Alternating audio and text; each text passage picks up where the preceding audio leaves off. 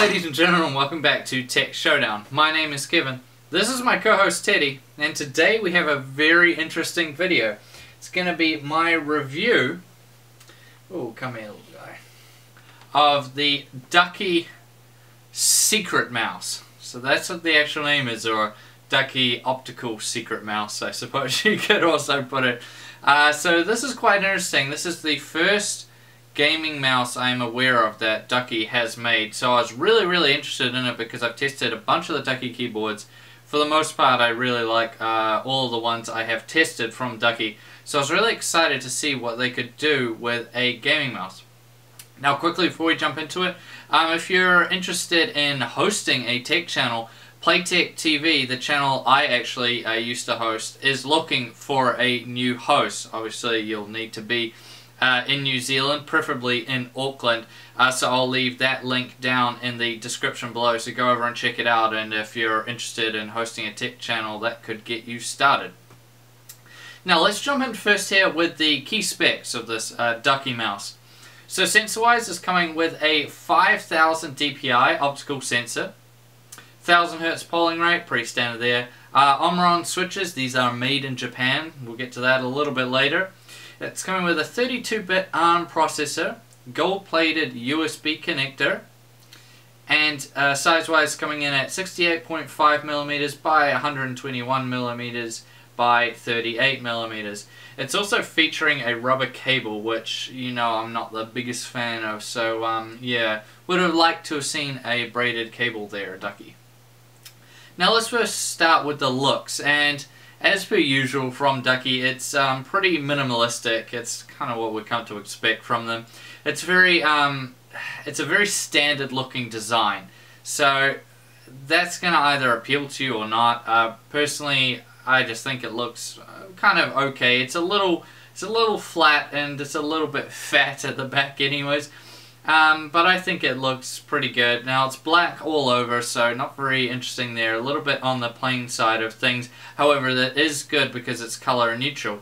And this is an RGB gaming mouse. So that's a really big factor in it. And the RGB lighting really spices it up. So it's got a bit of lighting here behind the back switch. Of course up on the scroll wheel, and over on the right hand side see a bit of lighting over here as well. So that's all really cool, and the lighting itself looks really good. It goes really bright. There's not many modes. There's only two. So color cycling, like what we have on now, and then just a single color mode. So maybe some people might be a bit disappointed with that. Which means overall, in terms of its appearance, it's hard to say for me. I think it depends on your taste. If you're like a really minimalistic type gaming mouse, then it's going to look great for you because it is like that, and obviously being color neutral, you can set up the colors to match with whatever other peripherals you may be running. However, if you're looking for something that looks a bit more hardcore, that's really going to stand out, then yeah, the Ducky mouse maybe isn't for you in terms of looks, because it is a bit more on the basic side of things. Now let's move over to comfort then. So in the hand it feels great, really comfortable. The PBT body feels just fantastic. I really like it. This is a right hand only gaming mouse, so you know, a few lefties out there, sorry about that. But yeah, it's quite ergonomic in its design. I didn't get any, you know, problems with my wrists, and I have really bad wrists, so, you know, that really says something. They didn't get sore at all. It does have adjustable weighting, so quite a few of you would probably be like, wow, that's fantastic. However, changing the weights on the other hand is not so fantastic. So you actually have to pull apart the gaming mouse. So there's 5 screws on the bottom here. Take those out, pull it apart, and then there's some more screws to take out to take the weights out. Now it's coming with a base weight of 120 grams, which I think is pretty standard these days, standard-ish.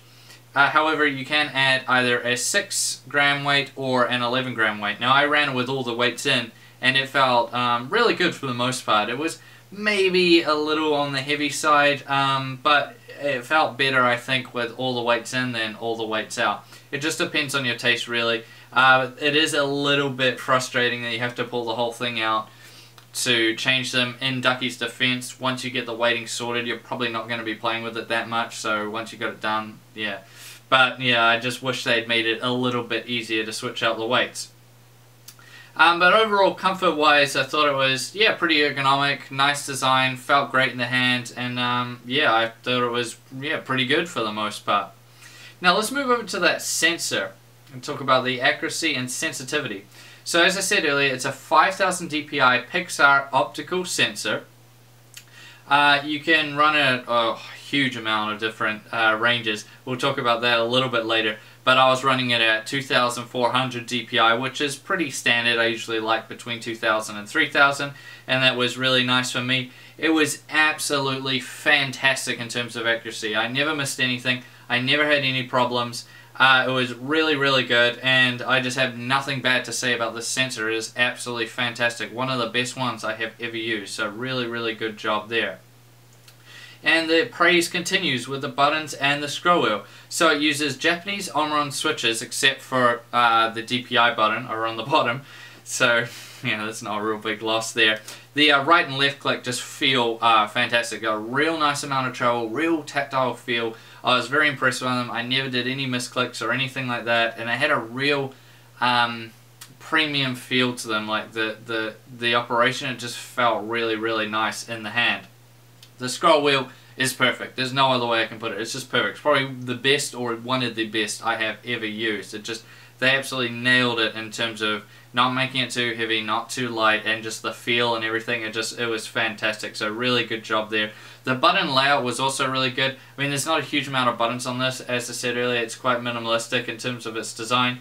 But it was really nice. The forward and back buttons on the side were really nice, up and out of the way, and not too hard to hit with your thumb or anything like that. And it was just really good. Minimalistic for sure, but really great in terms of the buttons and the scroll wheel. Now let's talk about the additional features. Now, if you know Ducky, you'll know that it won't come with any software, which you might think, wow, no software on a gaming mouse? That's a bit rough. And it's sort of a blessing and a curse. That's what I think of it anyway. It's a blessing in that you don't have, you know, to download the software, you don't have constant software updates, you don't have annoying, frustrating things with the software. On the other hand, it's a bit of a curse because you pretty much have to get out the manual here if you ever want to, you know, adjust anything, so you know what it's actually at. So how you go about adjusting it is on the base here you have the DPI button down there, and you can just press it and scroll through the different DPI settings. So it goes from 400 up in increments all the way up to 5000. You can also adjust the polling rate via this as well by holding down the DPI button and pressing the right button. This will come up green, and you can switch between 125 Hz all the way up to 1000 Hz. You can also, and this was quite interesting, you can also change what surface material that it's being used for. So I was just using the Ducky flipper, the Ducky mouse pad to go with it, which seemed fitting. And for this you press the DPI button plus the left click, and it should come up with a blue light, and you can switch between a cloth pad, plastic pad, a metal pad, like a wooden desktop, and a custom surface material. And the custom one, you hold it down and you just do a whole bunch of circles on it, and it basically will figure out what material you're using, and then, you know, go from there and set it up for you. So that's quite good. There's also some angle snapping, which is nice as well. And of course there is the RGB lighting.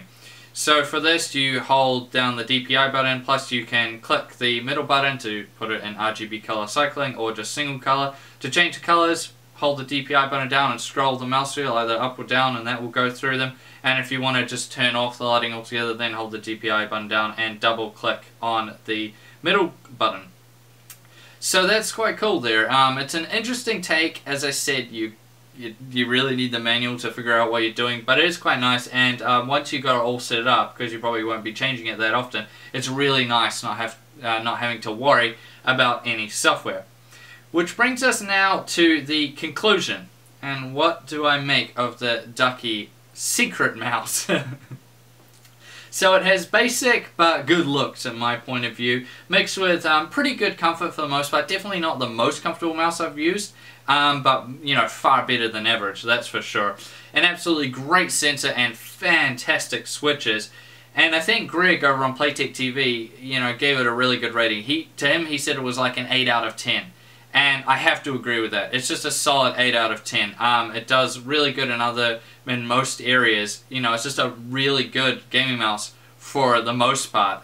There's areas where it is maybe lacking a little, like we touched on with the weight, a bit on the comfort, and a few of the other little areas, but these are all little minor things. So for the most part, in the major areas, it does everything really, really well, and I do highly recommend the Ducky Secret Gaming Mouse.